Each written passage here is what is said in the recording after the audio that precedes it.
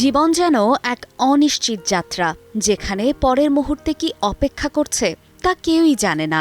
হাসি আনন্দে ভরা একটি শুটিং সেট মুহূর্তেই পরিণত হতে পারে শোকের নীরবতায়।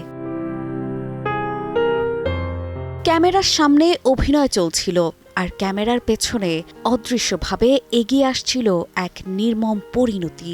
আলো ঝলমলে দুনিয়ার মানুষগুলো যে জীবনের এই নির্মম সত্যের কাছে কতটা অসহায়, তারই এক মর্মান্তিক উদাহরণ হয়ে রইলেন রাহুল অরুণোদয় বন্দ্যোপাধ্যায়।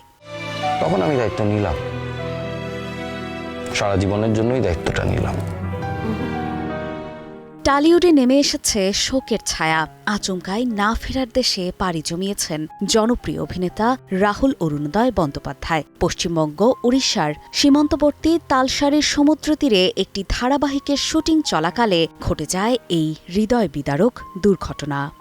পা রাখে সাক্ষ্য ঝিলের পরিবারে।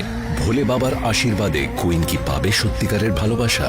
ঘটনার প্রত্যক্ষদর্শী সহ অভিনেত্রী শ্বেতা মিশ্র এখনও আতঙ্কে আছেন। তিনি হাসপাতালে বসে বলছেন, আমি আর রাহুলদা তো ৮ ঘন্টা আগেও শুটিং করছিলাম, আমিও পড়ে গেলাম, আমি তো ঠিক আছি।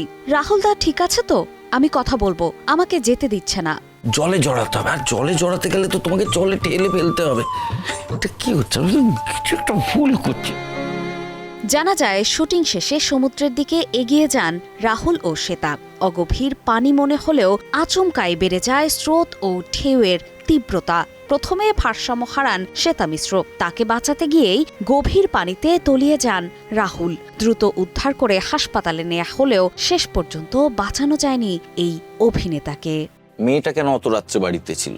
মেয়েটা কেন ওই ড্রেসটা পরেছিল? সেটা জয়িতাকে কতটা ফেস করতে হচ্ছে এই সিরিজে। প্রায় ৩.৫ ঘন্টা পর উদ্ধার করা হয় তাকে। দীঘা হাসপাতালে নিয়ে গেলে চিকিৎসকরা ৪৩ বছর বয়সী এই অভিনেতাকে মৃত ঘোষণা করেন।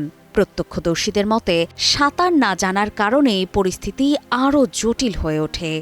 সাম্প্রদায়িক রাজনীতি আছে, পরিবেশের রাজনীতি আছে, সব নিয়ে তারা সোচ্চার। এদিকে এই ঘটনায় নতুন প্রশ্ন উঠেছে। উড়িষ্যা পুলিশের দাবি, শুটিংয়ের জন্য প্রয়োজনীয় অনুমতি ছিল না, যদিও ইউনিটের পক্ষ থেকে বলা হয়েছে তারা নিয়ম মেনেই কাজ করছিলেন। ঘটনার তদন্ত শুরু হয়েছে, আর প্রকৃত কারণ জানতে চলছে ময়না তদন্ত। স্থানীয়দের ভাষ্যমতে, বিকেলে শান্ত সমুদ্র মুহূর্তেই রূপ নেয় বিপজ্জনক রূপে। হঠাৎ জোয়ার, বাড়তে থাকা পানির গভীরতা আর অদৃশ্য চোরাবালির ফাঁদ, সব মিলিয়ে তৈরি হয় মৃত্যু ফাঁদ। জীবন সত্যিই ক্ষণস্থায়ী, একটি দৃশ্যের মতো, যার শেষ কবে হবে তা কেউই জানে না। আজ যে মানুষটি ক্যামেরার সামনে প্রাণবন্ত, আগামী মুহূর্তে তিনি স্মৃতির ফ্রেমে বন্দী হয়ে যেতে পারেন। মৃত্যু যেন দূরের কোনো গল্প নয়, এটি আমাদের একেবারেই কাছেই, নিঃশব্দে অপেক্ষমান। তাই হয়তো জীবনের প্রতিটি মুহূর্ত গুরুত্বপূর্ণ, প্রতিটি শ্বাস, প্রতিটি হাসি, প্রতিটি উপস্থিতি, কারণ শেষ দৃশ্যের আগে কোনো সতর্ক বার্তা আসে না। অপর্ণা বর্ষা, সময় সংবাদ, ঢাকা।